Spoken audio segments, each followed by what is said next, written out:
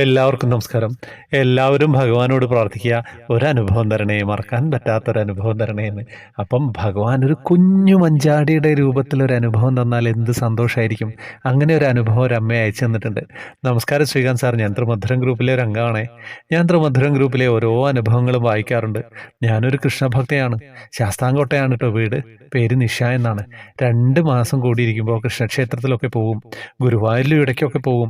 ത്രിമധുരത്തിലെ ഓരോ അനുഭവ കഥകളും വായിക്കുമ്പോൾ എൻ്റെ മനസ്സിലും ആഗ്രഹമുണ്ടായിരുന്നു, കണ്ണാ, എനിക്ക് മറക്കാൻ പറ്റാത്തൊരനുഭവം എനിക്ക് എൻ്റെ കണ്ണൻ തരണേ എന്ന്.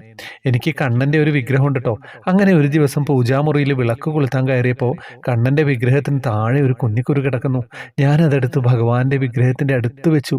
അതെനിക്ക് മറക്കാൻ പറ്റാത്ത സന്തോഷം നൽകിയ ഒരു അനുഭവമാണ്. ഞാൻ ചെറിയൊരു അനുഭവമല്ലേ ചോദിച്ചിട്ടുള്ളൂ, ഭഗവാൻ കുന്നിക്കുരു പോലെ മനോഹരമായ ആ ഒരു അനുഭവം എനിക്ക് തന്നു.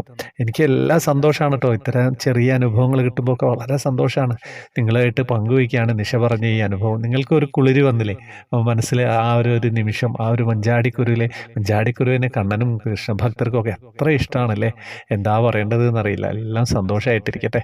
പിന്നെ ഗ്രൂപ്പിലേക്ക് വരേണ്ട ഡീറ്റെയിൽസൊക്കെ അറിയാം, ജോയിൻ ബട്ടണിലൂടെ വരിക. കുറേ കാര്യങ്ങളുണ്ട്, കുറേ വിശേഷങ്ങളൊക്കെ ഉണ്ട് അവിടെ. സന്തോഷമായിരിക്കട്ടെ എല്ലാവരും.